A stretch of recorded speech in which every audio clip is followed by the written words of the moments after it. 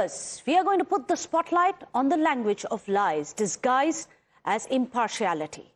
The BBC, which never stops lecturing the world on objectivity and journalistic ethics, is today caught red-handed curating reality through wordplay. A leaked internal note on BBC guidelines have revealed that journalists were instructed not to use the word kidnapped for the forcible removal, or rather kidnapping, of Venezuela's president, Nicolas Maduro. Now, instead, they were told to use words such as captured or seized.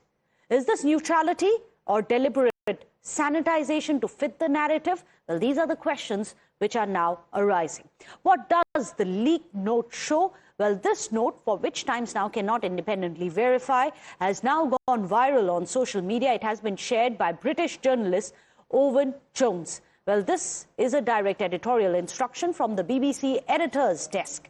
Well, the note clearly states, avoid using the word kidnapped. Use the term captured. Use the term seized, which are both acceptable. Example given in quotes is this. US said that Maduro was captured. This is a style guide with a political consequence, it appears. Let me go across to Bhavtosh, who's joining us live on this, as well as Rishabh. But first, I'm going to come across to you, Rishabh. Rishabh, any kind of response coming in from the BBC, a denial, an acceptance, either way?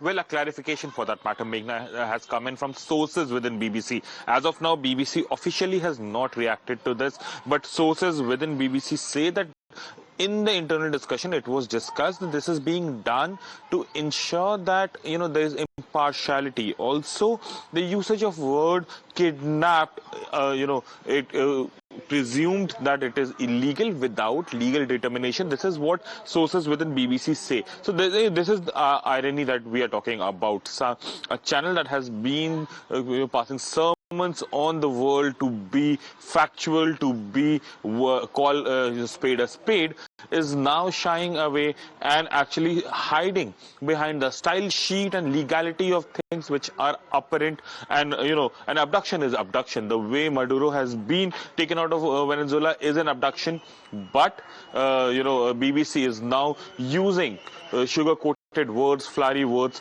to ensure that they look quote-unquote impartial. Well, in fact, do stay on with us. Bhavtosh, I'm going to come across to you. As we are all aware, BBC went through its own turmoil as well. The top leadership, the editors, as well as the CEO, all of them had resigned a short while back. Is this kind of a style sheet in line with BBC's policy or in line with British policy? Whether this is part of a style sheet or whether it's an attempt to try to make the US happy is something that will be clear only when they will officially issue a statement. But two recent incidents that show BBC, in fact, using different yardsticks when it comes to pleasing at least pleasing people who are in high places. One was the incident that happened after the Capitol Hill violence that took place, in which they spliced and diced the speech of Donald Trump, in which the two senior executives had to resign in last November. This, in fact, BBC admitted that this mistake did take place. This happened in November 2025 when they actually admitted that they had committed a mistake. But earlier in January 2021, they did, in fact, aid such a speech in which it appeared that Donald Trump was instigating violence.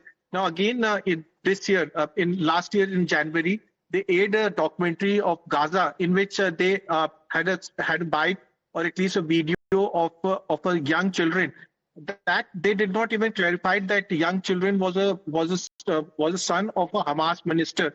So there have been various allegations against BBC, primarily because of the fact that there is a double standard and hypocrisy on their part whenever it suits them, whereas they have always preached and they try to, in fact, make people happy who are, in fact, very close to them. As far as India is concerned, they did try airing a documentary in which they showed the Prime Minister of India in poor light. That was in connection with the Gujarat riot.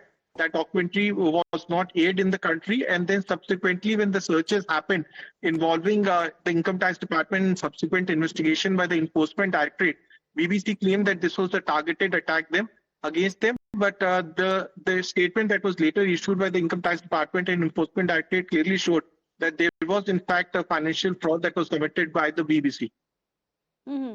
Well, keep tracking the developments on that front. Bhavtosh, I'm just going to come back to you. But till then, let me also tell our viewers how there is a style sheet which has been floated to sanitize, perhaps, as many are saying, the truth itself.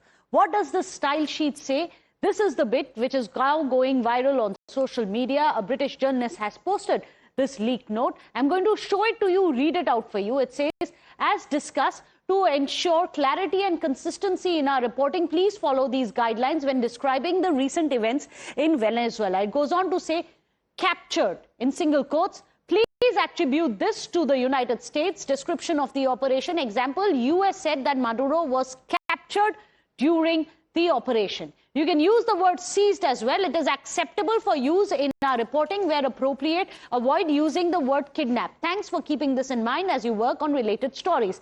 Now, this is going viral on social media. So let me go back across to Rishabh. Rishabh, this is very interesting that we have this kind of a leak note which is now coming to light.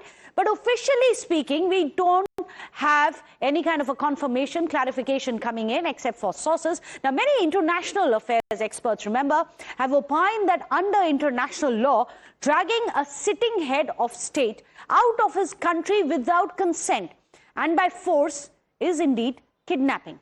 Now, the word kidnapping implies illegality, criminality, wrongdoing, and the word captured, well, it sounds like a legitimate operation, like something was done lawfully and not against the sovereignty of a nation. And that is the point critics are raising, saying that the BBC is not reporting events as it repackaged them to fit into a Western narrative. In fact, we also have contacted the BBC to get their reaction on it. As Rishabh was telling us, BBC sources have told Times Now that BBC's editorial guidelines call for consistent, neutral language while reporting on the US operation involving Venezuela's Nicolas Maduro. They advise using the word captured when attributing the term to US officials and seized in BBC's own word, while avoiding the word kidnapped as it presumes illegality before any legal determination. The approach reflects established journalistic standards, impartiality, though critics contend that it aligns more closely with the US narrative.